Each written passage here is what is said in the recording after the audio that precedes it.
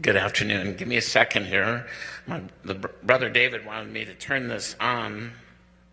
Oh, I got a green light. That's good. Hang on.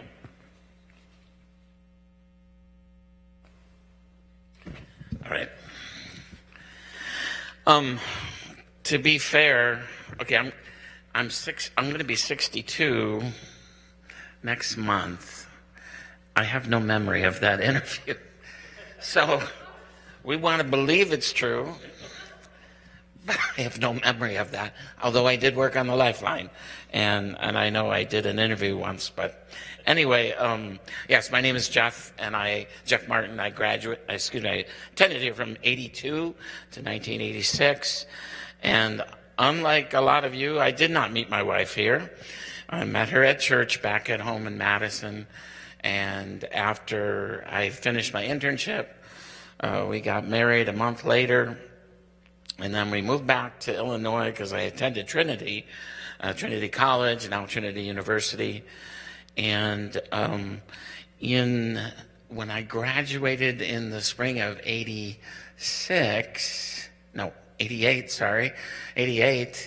I graduated carrying our daughter, who is 36 years old today. So Christine, was born 36 years ago today, and then we've added a couple more children since then, 3 more children, 2 boys, Charlie and Ed, who's serving up at Rock Church, and then another daughter, Emma. And I always wanted 5 children. And after Emma, Linda said I'd be happy to have my 5th child with my second wife. So that ended that. So there you go. So when I was talking to Pastor Darrell about this opportunity, he encouraged me to share some college experiences. And so since that's what we've been doing, I'll share a few that I put down here. Of the many memories that I had as a student, I will never forget my first chapel, which I was going to say in here, but it was over there in the gym. And there was this silver-haired man that I recalled meeting during the summer at our church's music fests, and he was the speaker. And I forget your name. You said you had to take homiletics with him, with Pastor Harry. So did I. So did John. Actually, Brother Schmidt, I still have my notebook from your class, and I look at it from time to time, and I remember. But he was the speaker in my first chapel. And 42 years later, I still remember the text. And so I thought I would start with that. It was Ezekiel 1:1. And I don't know what version of the Bible you were preaching from. I'm going to take a shot that it was King James. And so I'm reading it from the King James Version. Now it came to pass in the 30th year, in the 4th month, in the 5th day of the month, as I was among the captives by the river of Chebar, that the heavens were open, and I saw visions of God. And I'm sure his message had 3 points that were alliterated. And I'm sure each point had poignant significance, especially about the 30th year, the 4th month, the 5th month, the 5th day. And frankly, I'm sure it was information that I had skimmed right over if I had read Ezekiel at all. But I do remember the text. And in retrospect, it really proved to be prophetic for me. Ezekiel, like all the other exiles, and he was in the first wave, there was a second, he had suffered a life-changing experience. Against his will, he was carried off to Babylon. It's a place totally foreign to him, in a culture downright antagonistic to their Judaic monotheism. They were emotionally and spiritually discombobulated. Their world turned upside down. But in that place, in time, it proved in that upside down place, things were going to be put right side up. As they gained a greater understanding of Yahweh that for whatever reason were unable to gain in Israel. So here I was 120 miles from home with only a bike to get around on, and I don't mean a motorcycle. I was thrust into a community of guys living at 902A Boxwood Lane who I didn't know, and at first I didn't know if I wanted to know. I mean, everything was different. The neighborhood was different. The church, this one was very different from the one I was from. The culture of the northwest suburbs is just different. And frankly, I miss my mommy and daddy.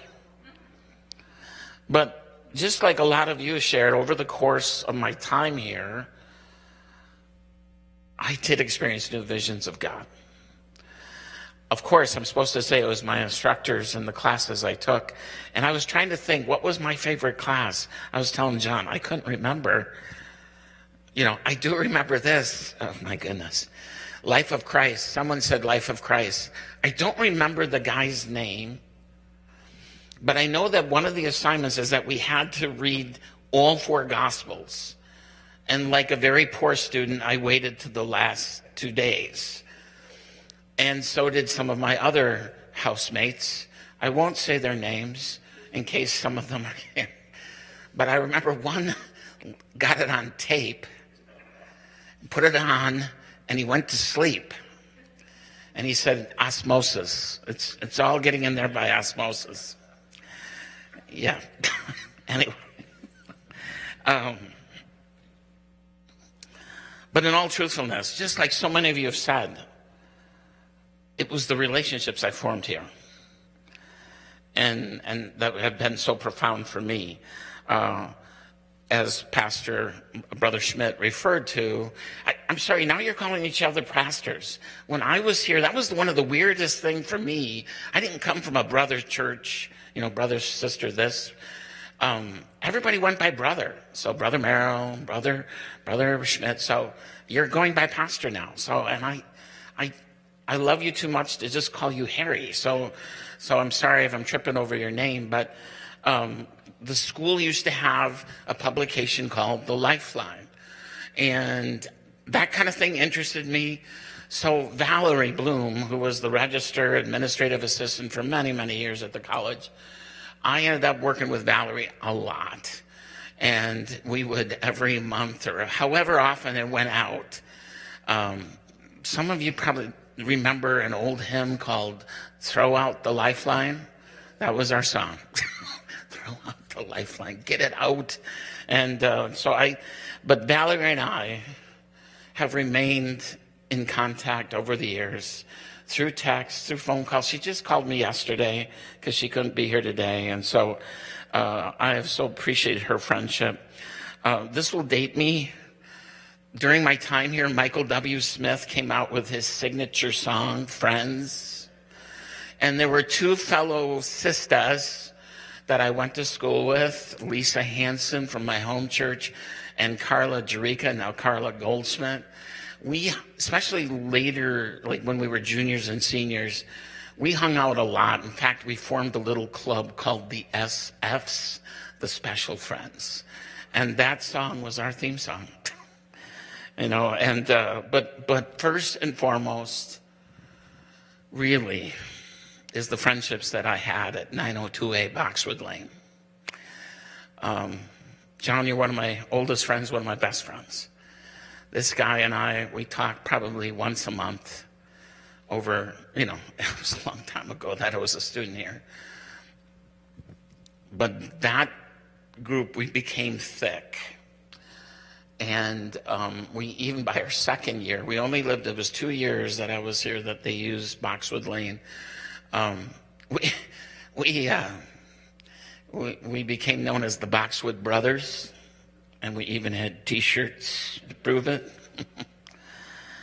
But those friendships, I'm not sure, to be fair and honest, I don't think there was a lot of book learning that went on there. It was just a lot of good times. One time the front window got broke. John wasn't even there.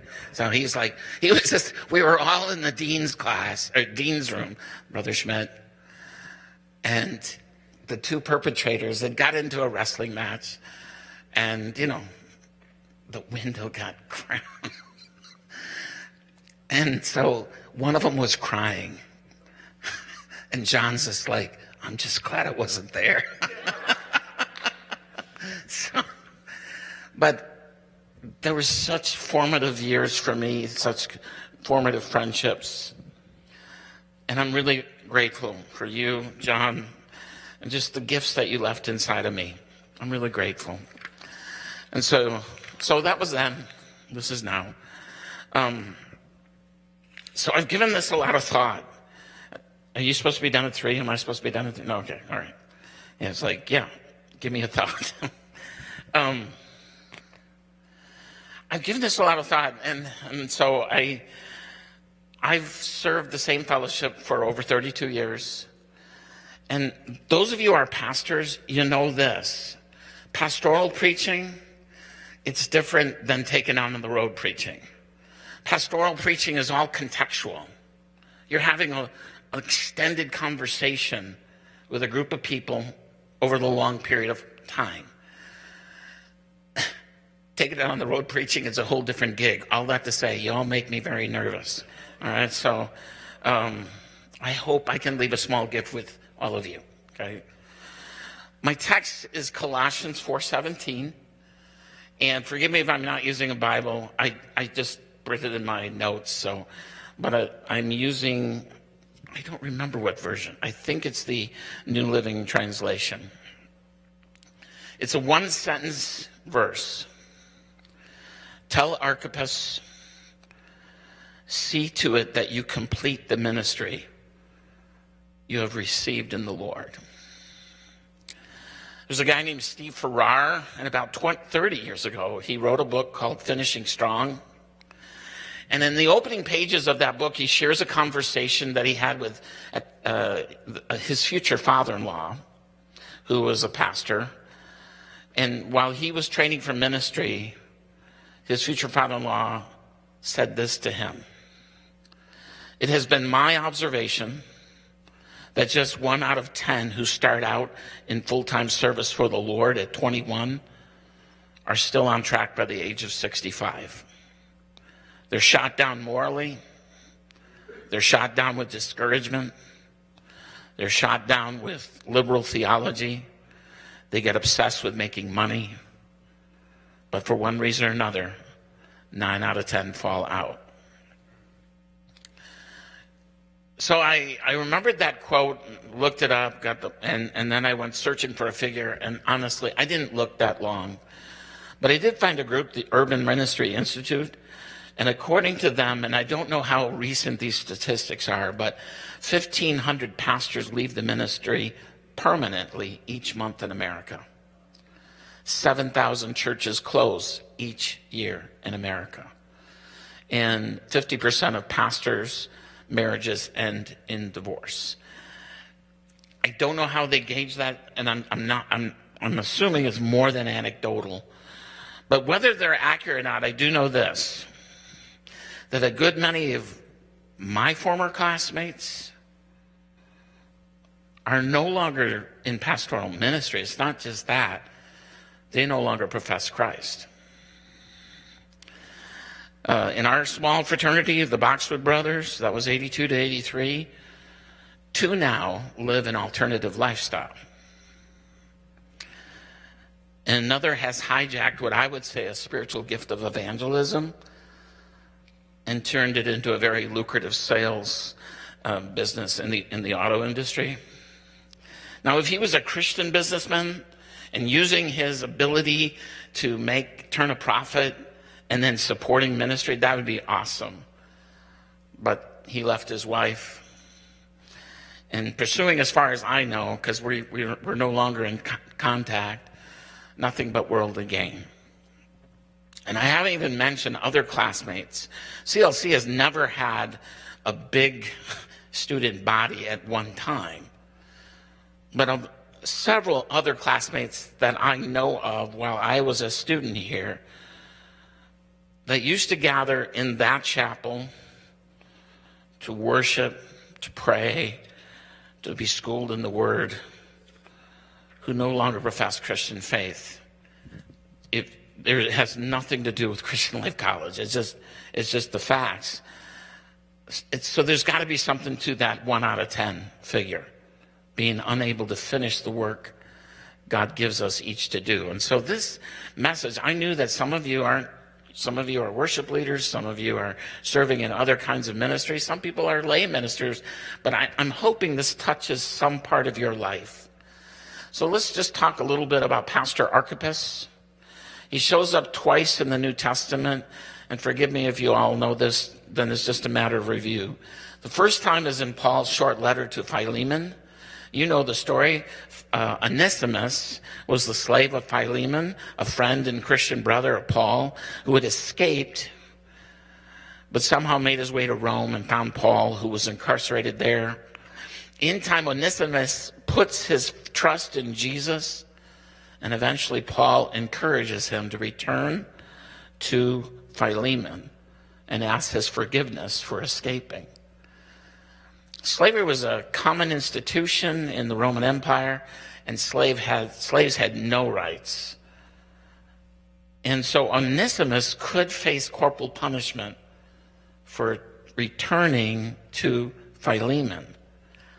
But Paul sends this cover letter, and while he doesn't go so far as to encourage him to emancipate him,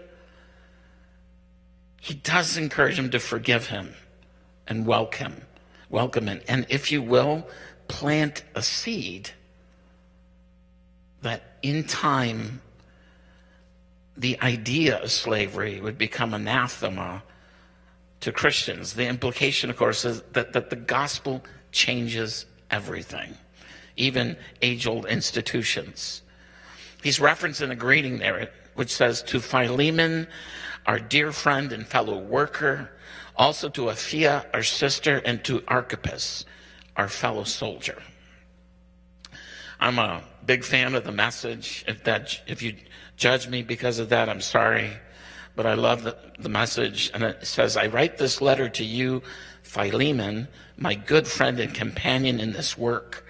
Also to our sister Apphia, to Archippus, a real trooper, and to the church that meets in your house." So whoever he was esteemed by Paul. He was the real deal.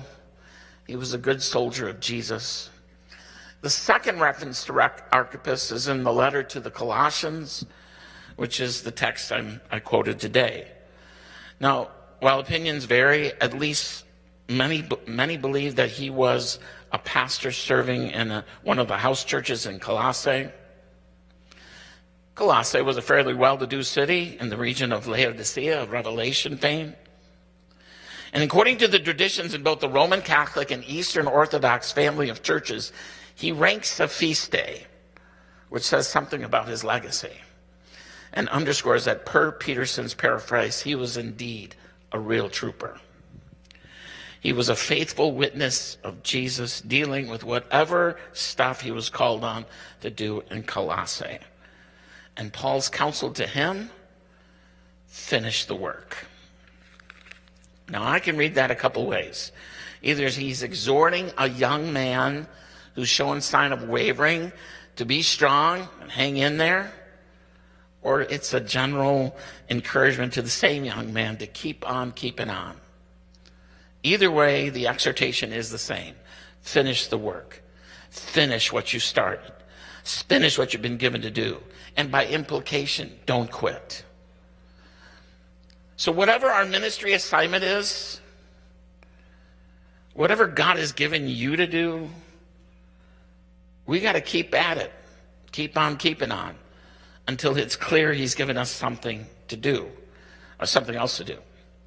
One of the things that has truly sustained me in 32 years of ministry in our small community, just to give you a little, Chautauqua is 2,100 people. So, and it's in 2 hours from everywhere. It's in the north. I was telling Josh, it's in what we used to call the Indian Head region of the state, although we're not supposed to call it the Indian Head region of the state because it might be offensive to some people.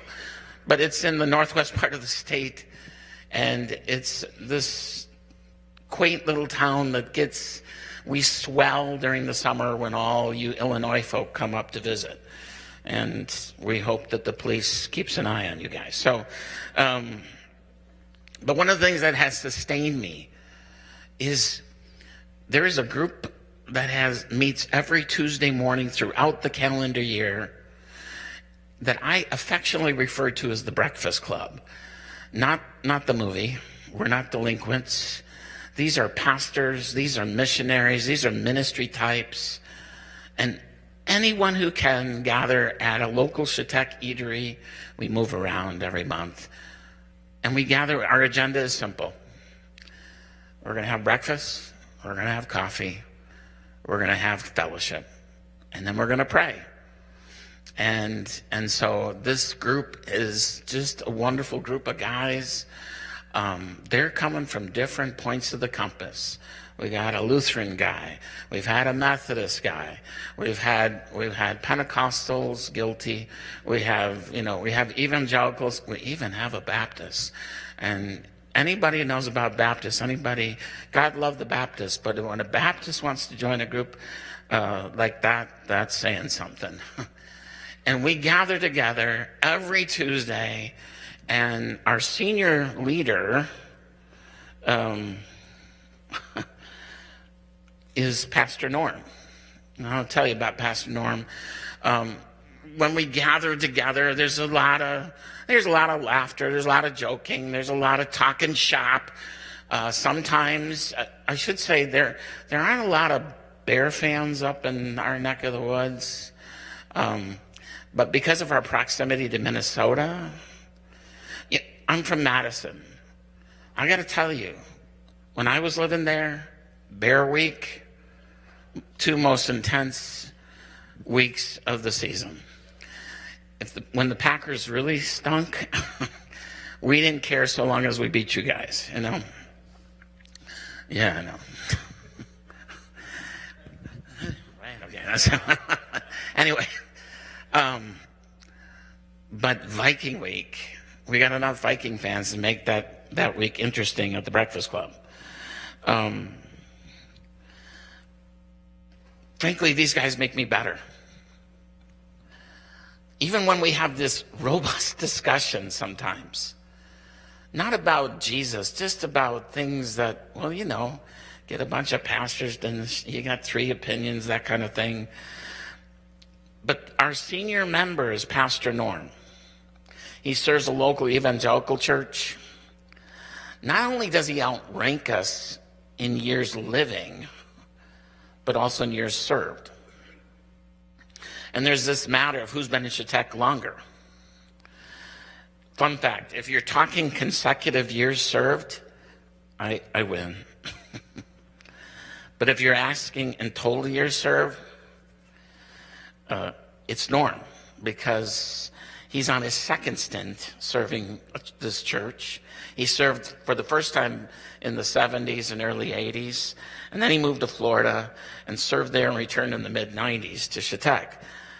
Now, in 2020, he had a quadruple bypass plus 2 valves replaced. That's like a total engine rebuild, And when he returned from home from the hospital, and a bunch of us were gathered in the parsonage to pray over him, this is what he says. He looks at me. He said, "Sorry, Jeff, you're just going to have to keep serving." Oh, and did I tell you that he's 91? Yeah. Although you wouldn't know it. He really looks like he's pushing 80. He regularly walks the length and breadth of our town. And he's going out praying. He's just praying up and down the streets, asking God to move. And this is what he said. He's a Korean War vet, I should mention. And so you can see him, the cadence as he's walking and just praying. But this is what he said just last week at the Breakfast Club. Brothers, I'd like to be done, but I don't feel released. And my wife assures me that won't be my story at 90, if we make it to the 91. He just keeps on keeping on. He keeps preaching. He keeps gathering. He keeps visiting. He keeps, whatever God gives him to do, he does it. So to kind of wrap this up, one of the things I do every week, some of you serve a church, you got a children's guy, you got a worship guy, you got even a people who stay in the booth.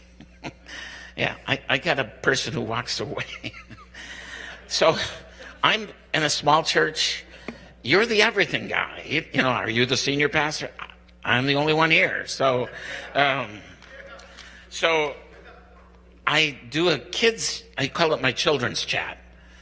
And so it involves visuals and candy. And I didn't bring my candy today, I'm sorry. So,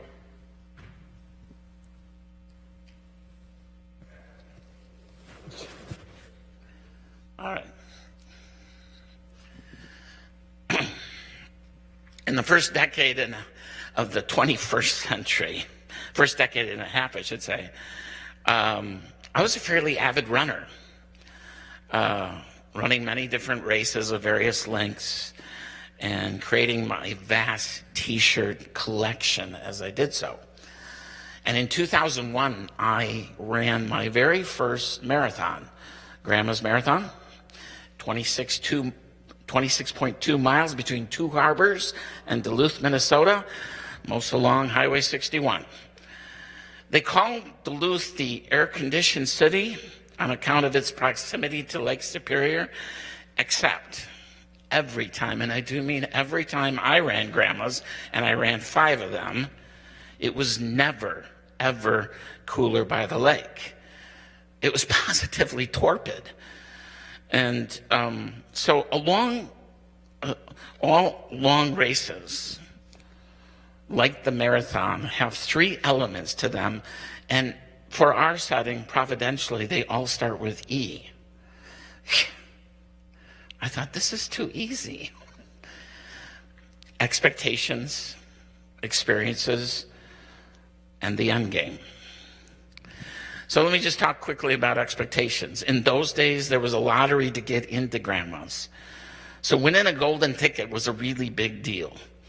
And I began my marathon training in earnest in January, and one of the primary parts of marathon training, no matter what manual you look to, is the weekly long run.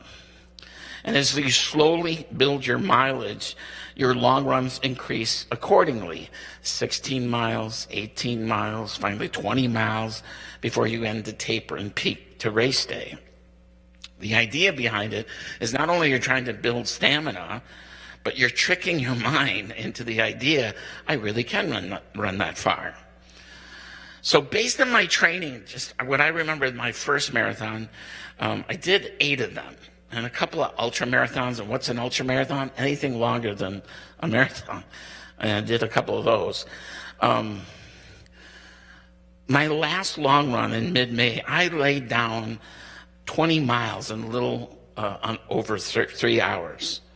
So that made me acutely confident for race day. And on the morning of, Linda dropped me off at the drop-off area where I loaded a school bus with a lot of other folk heading to the starting line. There was a lot of laughing, a lot of nervous energy. And when we pulled up, someone noticed 3 Kenyans, we assumed they were Kenyans, running by as a warm-up. And someone said, look, there go the winners. Now, according to the preliminary reports, there were going to be perhaps 10,000 people would be running that day, and I would be one of them. And right before the gun goes off, suddenly these F-16s right overhead, coming from the local air base, and then this huge cannon goes off, and they start playing the Chariots of Fire music, dun, dun, dun, dun, right? And you stand still, because there's like 8,000 people in front of you. Nothing's happening. So by the time I didn't make it to the starting line, maybe until 5-7 minutes later, and by the time I crossed, it was All Star by Smash Mouth. Yeah, right. That's awesome, right? The phrase crushing it hadn't been invented yet. This is 2001. But somehow I felt as I entered the race, I was going to crush it, right? I was going to come in around 4 hours and just have bragging rights, right? So let me, for those of us who've been longer at it, John, Josh, Wayne, do you remember what we thought ministry would be like before we began? I was telling Pastor Schmidt at brunch today, I don't remember. Vaguely, I thought it would be me sitting somewhere writing sermons, and there would be such content. It would just blow people away. They had such relevancy that, and our church was just going to grow and grow and grow. And it was going to be great, and the church was going to be great, and they're going to be well known, and well, it's totally normal, right? For young men to dream dreams, right? It's young men to have unrealistic expectations, young women too, about many things, ministry included. But it's where the rubber meets the road, where the story begins, right? So just want to share some experiences from race day. It was hot that day. It was more than hot. And more hot than anything I had trained in. And by the time I reached the halfway point, I was a bit frustrated, and because I was running off pace and running slower than expected, but never alone. All around me, there were runners of various sizes, different builds, all plodding along. This is not from this race, but I remember running a grandma, and I hope you trust that I'm not making fun of anybody. Marathoners come in all different sizes, and I do mean all different sizes. There was a woman, she was running in my vicinity, and she was a big gal. And I'm just saying, she was big and wide, okay? And I'm not making fun of her. I was like in awe to run 26.2 miles, weighing perhaps 250 pounds. That's hauling the mail. And I was just like, I was resisting the urge as I came up to her to just want to give her a good slap on the fanny. It's like, way to go. Not to make fun, because I was in awe. It was only the 5-mile mark, though, so I hope she finished. Anyway, but I was never alone. And spectators, the whole way. Few gaps in the line, perhaps, but at different crossroads, there'd be a marching band playing. There'd be a guys with a bunch of banjos at another. Elvis impersonators made it. Darth Vader even showed up. I mean, all these things and people along the way. And here's the thing, the aid stations, you hear the aid station before you see them. It's the roar of the volunteers handing out Powerade, handing out water, handing out bananas, handing out oranges, handing out Vaseline, because chafing in the tender parts is a real thing. And they were handed out. You hear this, and you keep plodding along, going along. And for me, it was around mile 15, maybe 16, that the wheels started to come off. And the sun is brutal, and I'm walking more than I'm running. And the buildup of lactic acid is happening in my legs. And I shuffle, and I run, and I walk. And then you're thinking, I paid $100 to be out in this. And in my experience, though, mile 22... it's a terrible mile at Grandma's. Why? First of all, it's mile 22. Second of all, the finish, you can see, if you've ever been to Duluth, you can see the aerial bridge at mile 22. And the finish line is right near it on Canal Street. And you have 4 miles to go. It's brutal. And then thirdly, it's Lemon Drop Hill. Lemon Drop Hill, it's not much of a hill. It's like a Mount Prospect Hill. Got many hills around here, right? But it's because it's at mile 22 and the sun was brutal. There was this kid, I'm going to say 20-something. He was flat out prone on the ground, crying his eyes out. Friends around him to console him. But it was at the peak there where I saw him. So then you get to Superior Street. Superior Street is the central business district in Duluth. I call it the Canyon of the Damned. I mean, you got to run through these tall building canyon, and in the heat and the humidity. If you served as long as I have served in the same place, you are well aware there are seasons of ministry, right? Tides ebb and flow, people ebb and flow, seasons of planting, seasons of pruning, growth, harvest, storms, and defections. And honestly, in 32 plus years of living in Chautauqua, it's never been horrible. Challenging, of course. Disappointing at times, yeah. Humbling, you're dang right. Because just like that marathon, and for the record, every other one I ran, things never go according to plan. But the only way to get to mile 22 is run miles 1 through 21, right? So you carry on, don't you? 1 day, 1 week, 1 month, wash, rinse, cycle, repeat. And the last thing I want to talk about is the end game, the last mile. At mile 25, each of my legs felt like they weighed 100 pounds. And there was this solitary Native American guy beating a chant out on a drum. Now, I'm assuming it was a courage chant, but it was in Ojibwe, I assume. And this is maybe what he was saying. Oh, great spirit, look at these fools paying $100 for just a T-shirt and an afternoon of misery. I don't know.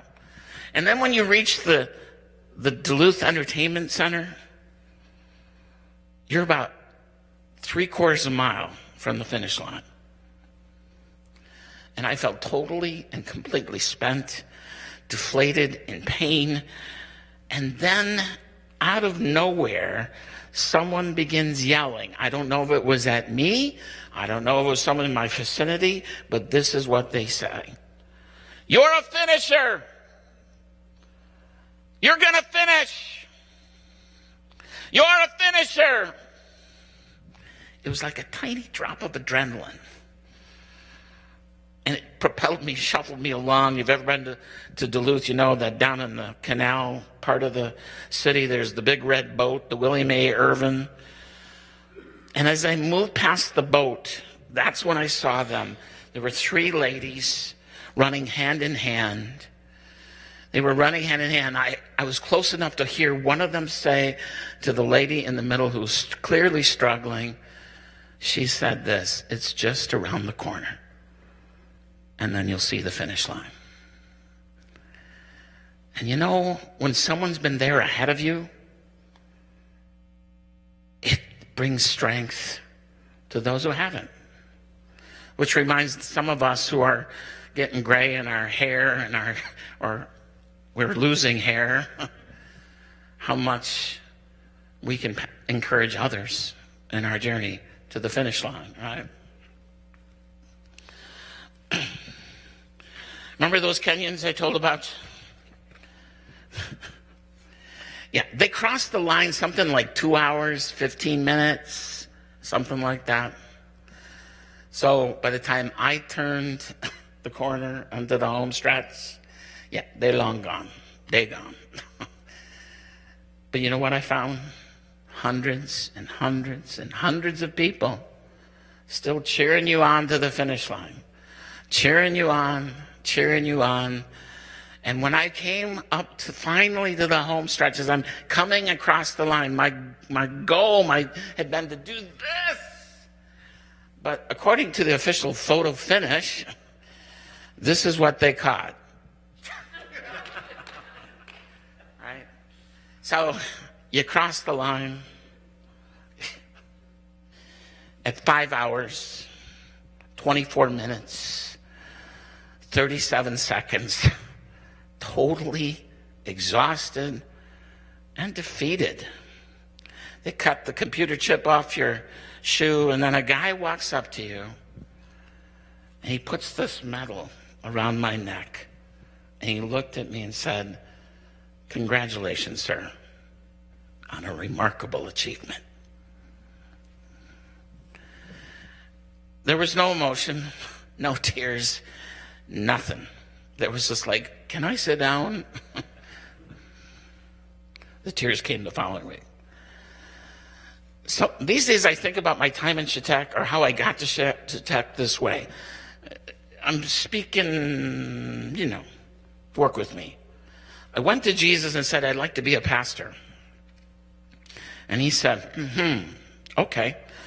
Well, I've got to head up to Duluth, and why don't you hop in my truck?" So we chatted a while. I napped for a while. He had worship music on. From Madison, which is where our home was, to Duluth, it's about 5 hours. At the 3.5-hour mark, we came upon an exit off of Highway 53 for a town I'd never heard before, Chetek. And he took the exit. At the end of it, instead of going into town, he came to the stop sign, and he says this. "Say, I need to get to Duluth before 4, so I'm going to drop you off here. There's a church on the other end of town that's looking for a pastor. See what you can do. I'll be in touch." So I grabbed my backpack, shook his hand, and he proceeded to take the access road back onto Highway 53. And I've been there ever since. We stay in touch. From time to time, he sends me a text. "I hear good things. Keep up the good work. I'm praying for you." And somehow we figured it out, and have stayed through the seasons of my life, raising a family, buying a 100-year-old house and remodeling it continually, reading to kindergartners on a weekly basis, coaching high school cross country and middle school track, serving as a jail chaplain, helping start a youth center, being elected and serving as mayor. Truthfully, it's been just a whole lot of fun. Better than I thought it would be. So I don't know what you feel about the work God's given you to do, but I really hope you've had fun. And I hope you're proud as a farmer is proud after the harvest and looks at the field that he's done and says, "Well done." Because ultimately that's what we're working for, right? We're working for the well done of the Father. Now, this I want to credit Pat Sheehan. I don't know if Pat's going to see this, but I want you to make sure this is not my illustration. Pat Sheehan graduated ahead of me. He was one of your classmates, John. He's a great guy. He served several churches in the Midwest, and now he's been serving in Fresno, California at a Presbyterian church. In any case, in my first year in Chetek, he was in between and agreed to preach one Sunday morning in Chetek. And in that message, he shared an illustration that has sustained me and when my legs have felt very, very heavy. And for those of you who remember this will date me, Dances with Wolves. Are you a church that doesn't frown on that? I don't know, but it was a pretty good movie. So Kevin Costner's character, Lieutenant John J. Dunbar, has been brought by a crusty mule skinner to Fort Sedgwick, a lonely abandoned fort right in the heart of Indian country. And the mule skinner, when they pull up to the fort, he looks at it and he spits and he says, "Ain't much of a going concern, is it?" And Kevin Costner pauses, Dunbar pauses, jumps off the wagon and says, "This is my post." Thank you, Pat. Thank you, Pat, if you watch this later, because that has sustained me through the years. One quick illustration. Sorry, Pastor Darrell, I'm a little long here. Dan Conway was a legendary high school cross-country coach, Hall of Famer, and an all-around great guy. And during his tenure in Chetek as cross-country coach, Chautauqua, Wisconsin ruled the Division III small school world in Wisconsin. Before he died in 2018, he penned a memoir called Carry On Regardless. You could still buy it at Amazon. And in it, he shares about a memory he had when he was a foreign exchange teacher, not student, teacher in England. He was watching a girls' 1,500-meter race, and a 15-year-old girl who had tore it up and led the race, giving everything she had, collapsed 10 yards before the finish line. And apparently her coaches began yelling at her, "Get up and finish, Mary. Get up and finish." And this is what Dan says about that moment. So she got up and staggered to the finish line, exhausted. The coaches caught her before she was down again, dragged her off to the side and looked after her. At first I felt it was a little harsh. When I thought about it later, I could see it was a metaphor for life. Get up and finish. She did get up and showed great courage. She did not lie there looking for sympathy. She was tested, and she passed the test. According to tradition, Archippus was eventually stoned to death on account of his faithful ministry. But all that to say, he did finish the work, and he finished his course. It reminds me of something Paul said. I'm not saying that I have this all together, that I've made, but I am well on my way reaching out for Christ, who has so wondrously reached out for me. Friends, don't get me wrong. By no means do I count myself an expert in all this, but I've got my eye on the goal, where God is beckoning us onward to Jesus. I'm off and running, and I'm not turning back. So let's, all of us, whatever God's given you to do, let's keep focused on that goal. Those of us who want everything God has for us. So anyone here who has felt or is feeling how I felt when I entered the home stretch of grandma's, disappointed, discouraged, deflated. Sometimes ministry is just like that. You just got to keep going. Maybe you're not where you hope to be by this time in your career. You know, you don't have the notoriety you'd hoped or the esteem of fellow colleagues you hope. You may not be like one of those fleet-footed Africans who make it look so very, very easy. And there's always guys out there, aren't there, who make it look very, very easy. You may be coming in at the 5-hour mark plus, but you have to know this. The witnesses of heaven are cheering you on all the same. Keep going. Keep going. You're a finisher. You're going to finish this. Because one day you will receive, if you do, the well done of the Father and a finisher's medal way groovier than this. So let me conclude with this. As his benediction to the Thessalonians, one of others he did. As for other matters, brothers and sisters, pray for us that the message of the Lord may spread rapidly and be honored just as it was with you. And pray that we may be delivered from wicked and evil people, for not everyone has faith. But the Lord is faithful, and he will strengthen you and protect you from the evil one. We have confidence in the Lord that you are doing and will continue to do the things we command. May the Lord direct your hearts into God's love and Christ's perseverance. Amen.